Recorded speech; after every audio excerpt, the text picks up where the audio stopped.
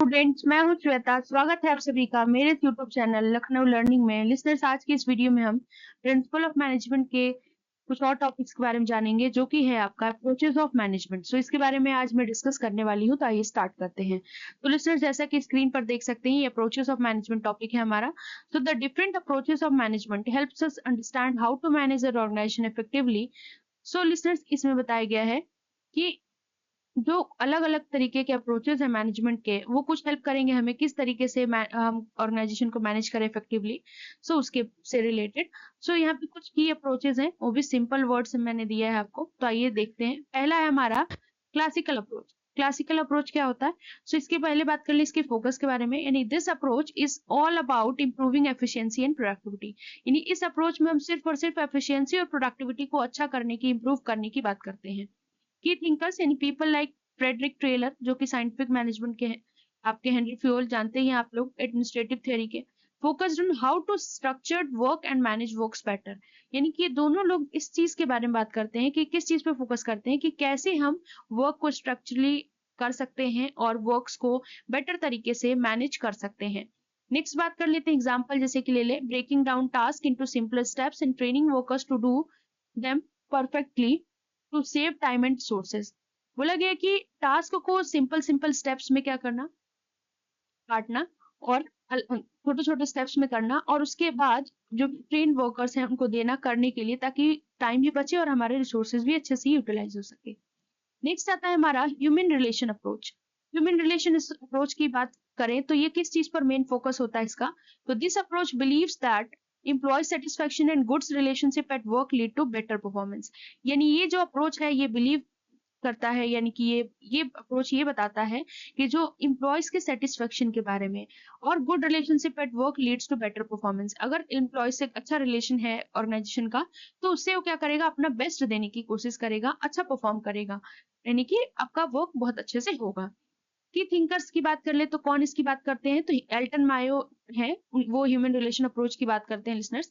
जहाँ पे मैनेजर्स क्या करते हैं, care about workers and there needs work perform better. यानी जहाँ मैनेजर्स अपने वर्कर्स के बारे में भी सोचता है, उसके नीड्स के बारे में, और वर्कर्स भी बहुत अच्छे से परफॉर्म करते हैं। जाहिर सी बात है, कोई भी ऑर्गेनाइजेशन है, अगर मान लीजिए वहां पर जब हमारी वैल्यू होती है, हमारी इंपॉर्टेंस को जताया जाता है, हमें भी लगता है कि हमारा बॉस, चाहे जो भी हमारा ऑर्गेनाइजेशन है, हमारे साथ है, तो हम भी अपना बेस्ट देने की कोशिश करते हैं। तो वही ह्यूमन रिलेशन अप्रोच बताने की कोशिश करता है।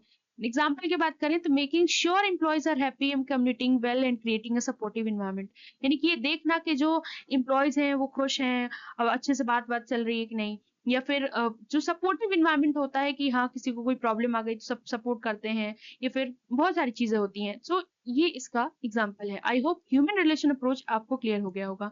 नेक्स्ट बात कर ले नेक्स्ट अप्रोच की, तो वो है हमारा सिस्टम अप्रोच। अब सिस्टम अप्रोच क्या होता है? सिस्टम अप्रोच का फोकस किस पर होता है? This approach looks at the organisation as a system made up of different parts that work together.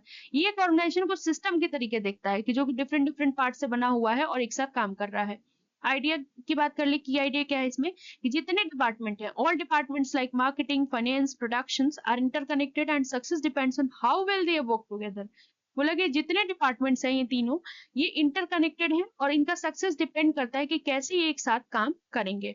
Example के तौर पे, if the production team works well but the marketing teams fails, the entire organisation suffer, so coordination is key. क्या कहने का मतलब है कि मान लीजिए कि प्रोडक्शन टीम बहुत ही अच्छे से काम कर रही है और हमारी जो मार्केटिंग टीम है वो फेल हो गई है किसी ना किसी कारणवश, तो जितना ऑर्गेनाइजेशन है वो सबको सफर करना पड़ेगा कुछ ना कुछ। मान लीजिए हमने प्रोडक्शन तो कर दिया, बहुत अच्छा प्रोडक्शन किया, लेकिन हम उसकी मार्केटिंग नहीं कर पाए, सेलिंग नहीं कर पाए, तो उसका वेस्टेज हो गया ना, तो हमारे पूरे ऑर्गेनाइजेशन को सफर करना पड़ जाएगा। तो कोऑर्डिनेशन यहाँ पर बहुत ही ज्यादा काम आता है लिसनर्स। नेक्स्ट बात कर लेते हैं नेक्स्ट अप्रोच की। तो नेक्स्ट हमारा आता है कंटीजेंसी अप्रोच। अब ये क्या होता है? सो इसका फोकस है there is no one size fit in fit all in management, the way to manage depends on the situation. इसका फोकस कंटीजेंसी अप्रोच का रहता है कि एक कोई वन साइज फिट नहीं है, कोई भी किसी भी मैनेजमेंट में नहीं होता है, बल्कि जो मैनेज करने का जो तरीका है वो डिपेंड करता है किस पर? सिचुएशन पर। नेक्स्ट आता है कि की आइडिया क्या है? तो different problems need different solutions based on the company needs, resources and environment. यानी कि अलग अलग प्रॉब्लम है तो अलग अलग उसका सॉल्यूशन भी होगा। वो डिपेंड करता है कि कंपनी की क्या जरूरत है, रिसोर्सेज क्या है, किस तरीके का वातावरण चल रहा है वहां पर, इन्वायरमेंट कैसा है वहां का।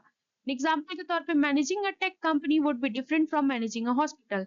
The approach would very based on the what the organisation needs. मतलब अगर आप जो एक टेक कंपनी को अगर मैनेज कर रहे हो वो बहुत ही डिफरेंट है अगर आप एक हॉस्पिटल को मैनेज कर रहे हो।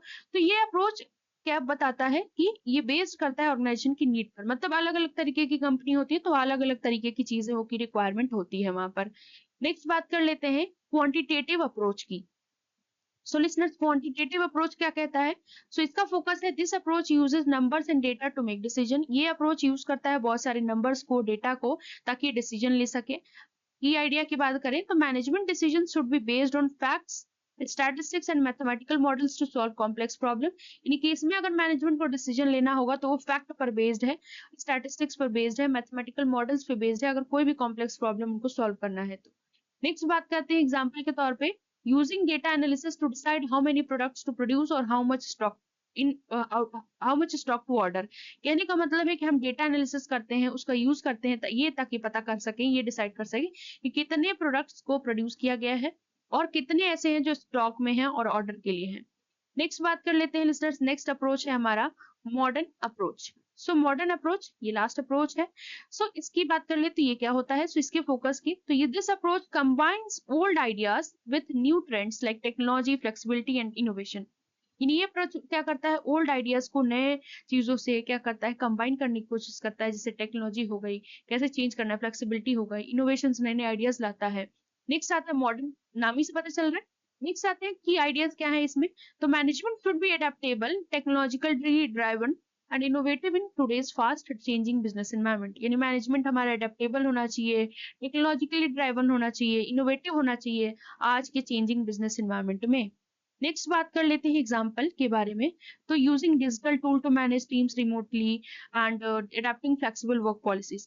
मतलब डिजिटल टूल को यूज करना ताकि हम अपने टीम को अच्छे से मैनेज कर पाए। आप दो लोग देख ही रहे हो, लोग कहाँ कहाँ बैठे बैठे दूसरे दूसरे लोगों को मैनेज भी करते हैं, दूसरे दूसरे एरिया में जो काम कर रहे होते हैं उनके एम्प्लॉयज। तो इस तरीके की चीजों को यूज करना और फ्लेक्सिबल वर्क पॉलिसीज को अपनाना।